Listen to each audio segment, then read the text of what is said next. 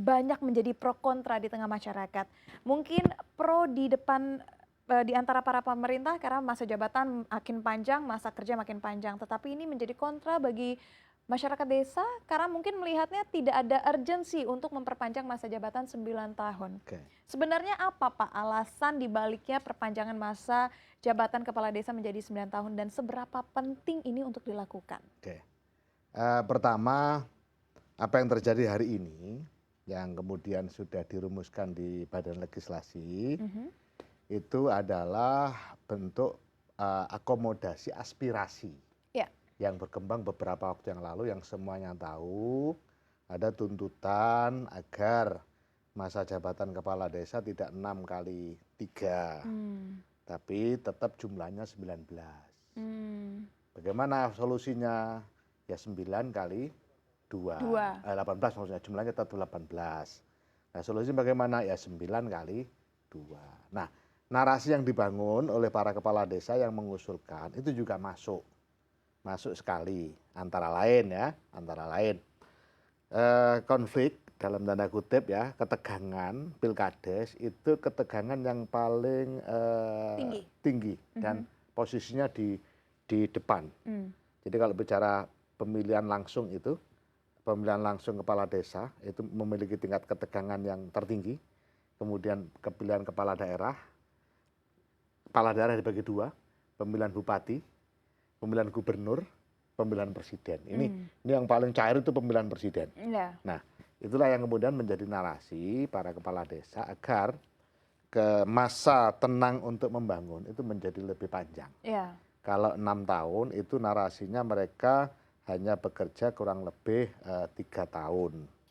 Karena harus setelah pilkades menyelesaikan berbagai Konsolidasi. ketegangan, Ya. konsolidasi, kemudian pasca menjelang pilkades baru juga harus Persiapan menata. diri. Ya, nah Hmm. itu narasi yang dibangun dan memang masuk, ya, Hmm. masuk. Nah masyarakat juga punya narasi, Hmm. ya, narasi bahwa semakin panjang masa jabatan kepala desa dikhawatirkan, ya, Hmm. dikhawatirkan terjadinya monopoli kekuatan. Iya. Nah, sehingga keterlibatan warga masyarakat menjadi kurang maksimal dan Ya, ya. seterusnya, terjadi hegemoni dan seterusnya. Ini juga punya narasi. Nah hari ini posisinya adalah Balik sudah menyepakati itu dan pemerintah menunggu, ya, Hmm. menunggu surat resmi dari DPR RI nanti akan disampaikan oleh Presiden. Presiden akan memerintahkan kepada menteri yang ditunjuk. Hmm. Bisa aja Kementerian Dalam Negeri, bisa aja Kementerian Desa, bisa aja kedua-duanya, ditambah kementerian yang lain yang memang berkompeten untuk bahas. Itu adalah kewenangan Presiden. Baru kemudian kita melakukan pembahasan secara detail Hmm. versi pemerintah, yang itu tentu atas persetujuan Pak Presiden. Oke. Nah hari ini kita sudah punya telaah-telaah ya, yang sudah kita siapkan plus minusnya bagaimana. Dan yang terpenting bahwa perubahan atau revisi Undang-Undang Nomor 6 Tahun 2014 itu sebenarnya tidak hanya fokus pada masa jabatan kepala Ya. desa. Ini yang penting. Ya. Yang penting. Nah, itulah makanya kemudian ada kenaikan dana desa. Yang ini pun harus dipertegas, ya. Dipertegas bahwa dana desa sebagaimana arahan Pak Presiden Jokowi kepada saya harus digunakan sebesar-besarnya untuk pertumbuhan ekonomi dan peningkatan sumber daya manusia.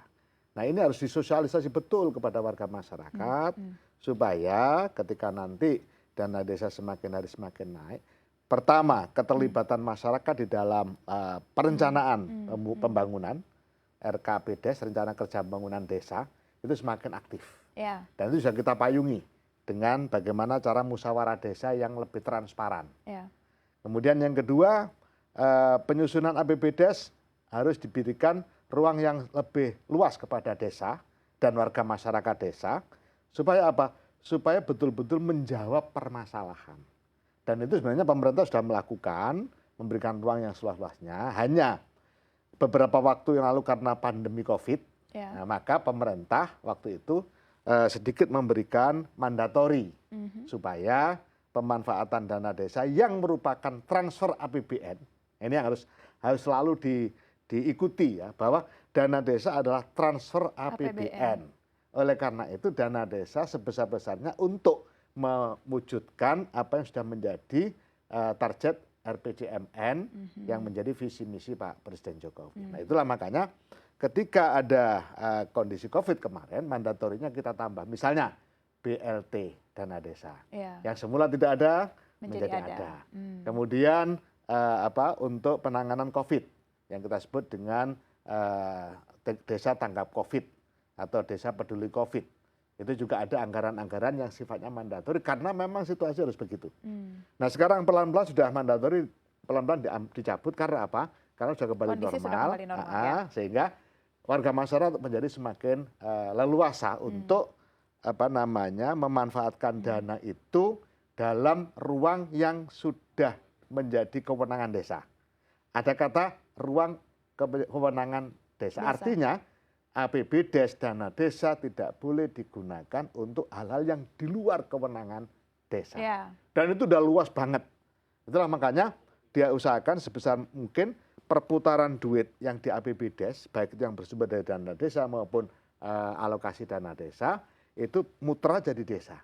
Sehingga dari situ pasti akan berdampak pada peningkatan ekonomi warga. Karena banyak duit yang berputar. Misalnya bicara sekarang tentang padat karya tunai desa, di mana kelompok marginal, kelompok miskin, warga difabel itu harus diberi kesempatan untuk ikut melakukan kegiatan-kegiatan pembangunan yang disebut dengan padat karya tunai desa, yang sifatnya tidak membutuhkan skill, tapi kemudian dia mendapatkan sesuatu upah dari situ, dan dari situlah ada kemudian perputaran duit juga. Di situ akan hidup, transaksi akan terjadi, perdagangan akan berjalan, dan disitulah maka pasti terjadi akan peningkatan kehidupan warga masyarakat. Dan padat karya tunai desa ini merupakan salah satu program Kemendes di tahun 2023 ya, terkait dengan upaya penanggulangan masalah pengangguran di desa. Betul ya Pak ya? Betul. Itu tiap tahun. Memang selalu ada. Pertanyaan kami kini kembali lagi Pak. Kalau misalkan kemarin dana desa ini serapannya mungkin dana transferannya hanya sekitar 8%, kini menjadi 20%, artinya akan ada peningkatan nominal yang diterima setiap desa. Sebelumnya realisasinya seperti apa Pak? Apakah seluruh program yang diinginkan oleh pemerintah betul-betul terlaksana dengan adanya dana desa? Dengan peningkatan ini bagaimana kita memastikan tidak terjadi kecurangan di dalamnya? Pertama bisa dilihat dari komposisi APBDes. Selalu saya katakan bahwa kita sangat berani dan yakin ketika menaikkan dana desa itu akan berjalan dengan baik. Kenapa? Jawabannya simpel. Manajemen perencanaan pembangunan, pelaksanaan pembangunan, dan monitoring pembangunan pada level desa adalah satu bentuk manajemen yang paling transparan dalam setiap level pemerintahan. Kenapa saya berani mengatakan paling transparan? Hanya di desa. Musyawarah desa untuk membahas rencana kerja pembangunan desa melibatkan perwakilan masyarakat langsung. Ada perwakilan dusun, ada perwakilan kelompok marginal, ada perwakilan perempuan, ada perwakilan tokoh agama, tokoh adat, itu harus diundang oleh desa. Bukan hanya dibahas oleh kepala desa dan BPD. Tidak hanya dibahas oleh kepala desa, perangkat desa, dan BPD. Satu, dari sisi bahasan. Yang kedua, dari sisi pengawasan hasil pembahasan. Hanya satu-satunya di level pemerintah desa, APBDes dipampang. Sisi pendapatannya berapa, dari mana saja. Dari dana desa, dari alokasi dana desa, dari pendapatan asli desa, dari hibah, dan seterusnya. Dipampang.